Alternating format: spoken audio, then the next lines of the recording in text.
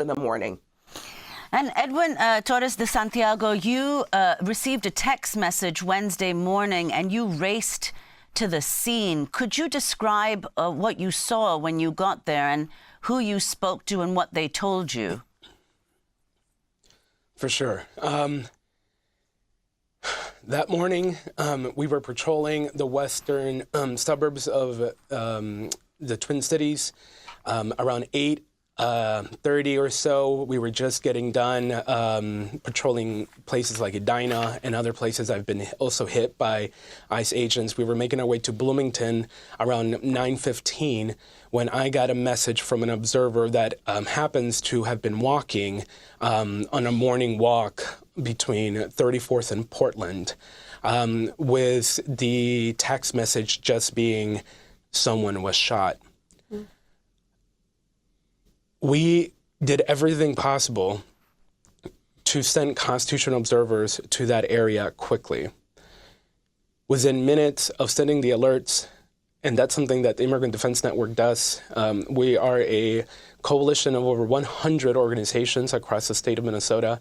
We've been responding to ICE activity every single corner. Just now, earlier this morning, dozens of agents are in St. Cloud. Just yesterday evening, they're in St. James, and they're everywhere, from Red Wing to Duluth to the Twin Cities, and the metro has been hit hardest, but also in places like Mankato and in small towns like Northfield. They're everywhere. So when I and the rest of the team got notified, we send out an alert for people to be safe on 34th and Portland, and if you were a trained constitutional observer, to show up. I arrived closer to 9:40. I saw them wheel the body into an ambulance. At that point, there was a handful of vehicles. More were coming, federal agents, and more were coming. What ended up happening was 40 plus agents that we counted, over 20 different vehicles of federal agents showed up to the corner of 34th and Portland where this incident took place. They were there supposedly doing an HSI investigation, but what ended up happening is that one of our neighbors got shot and killed that morning. We've been seeing this terror and chaos, so much chaos, that all schools and activities in Minneapolis today and tomorrow have been canceled. This is not normal. We've been seeing people terrorized all over the state and all over the country under the guise of protection. This is not protection. This is a campaign of fear, confusion. Our businesses are impacted. They're closing day by day. My own father doesn't feel comfortable stepping out of our home for months now. 2,000 agents were sent to our communities over the weekend. But let's not forget, we've had over 600 agents for over 6 weeks now. This is one of the largest deployments in any American city, in any American state, by this federal administration. Since December 1st, up until this week, nearly 1,000 people have been taken. And if we believe and trust the numbers reported, over 150 people alone were taken on Monday. It was this increase of enforcements. People are afraid. Now they're even more afraid with one of our neighbors being shot and killed. And Edwin, could you talk about the communities that are being especially targeted, given Trump's comments, his obvious animus towards the Somali community in particular? Our Somali neighbors, our brothers and sisters, our undocumented people, our Latino folks, everyone who looks like us, let's be honest, it's who they're targeting.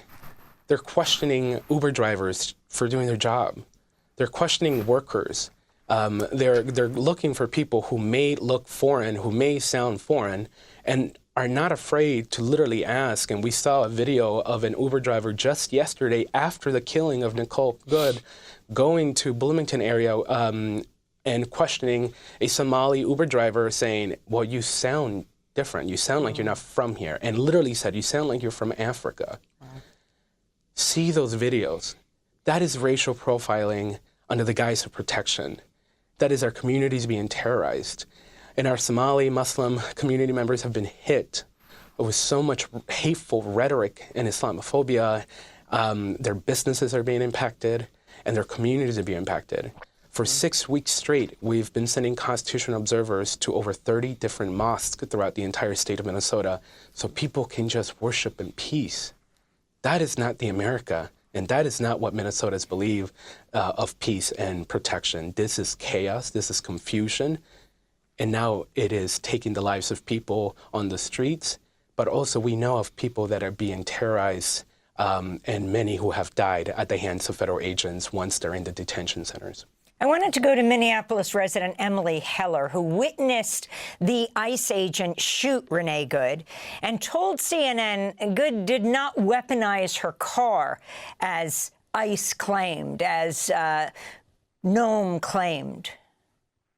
They seem like children. They seem like untrained people. And so that agent was obviously spooked because he had just killed someone, and it was very obvious to everyone who had witnessed it all that she would not make it. My life is forever changed from having witnessed this, and I just can't let this narrative that it was self-defense go any further, because it's absolutely not what it was. So, City Council member Robin Wansley, what about the investigation here?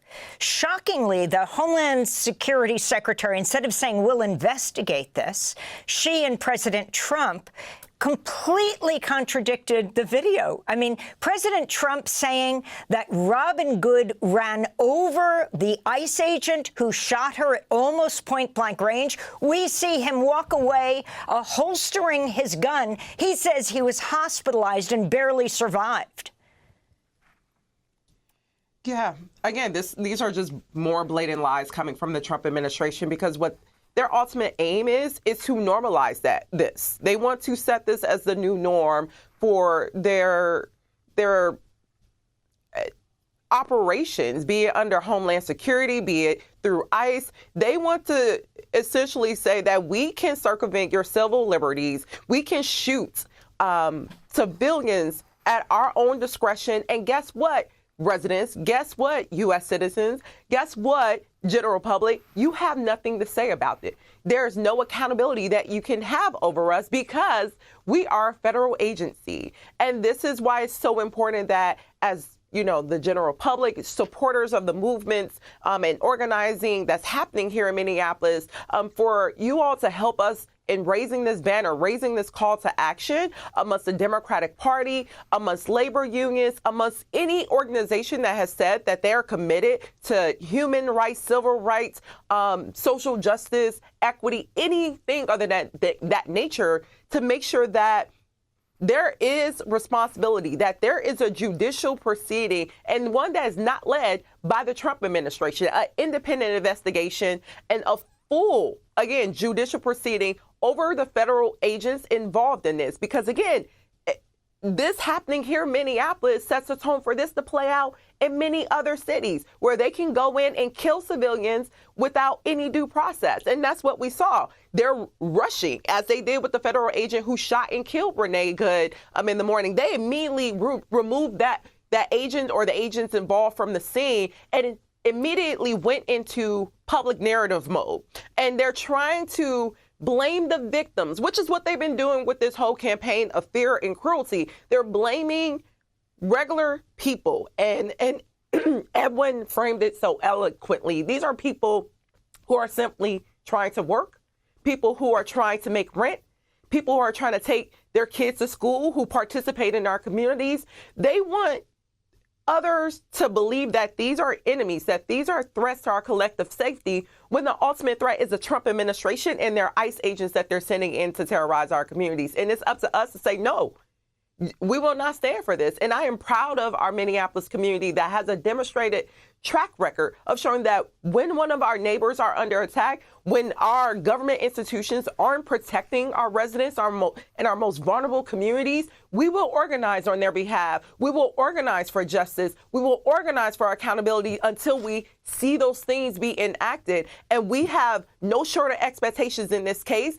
in making sure that Renee Good and her family and all the other immigrant communities who have been terrorized and civilians who've been terrorized terrorized by ICE agents being in our city until they're held accountable. And if that needs to happen in our own backyard, if it's through the attorney general, if it's through our local state lawmakers, we need to put every proposal on the table to make sure that accountability and justice is delivered for Renee Good, and that ICE agents are sent. They're sent packing out of our city and out of our state. And also at the local level, we need to be exhausting every tool that we have. One of the things that I'm bringing forward in the coming days, as Edwin highlighted, people are afraid to leave their homes, to go to work, to go to school, to go to their places of worship. But in response to that, we're seeing February 1st approach.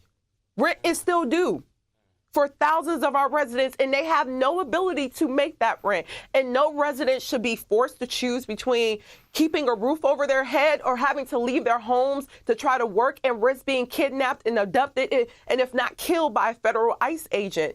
So my office is going to be bringing forward an eviction moratorium where I hope to earn the support of my fellow colleagues, the mayor, as well as our general public, to make sure that our residents can shelter in place safely and don't have to worry about making rent, having to pay their rent, keeping their a roof over their heads and their families' heads.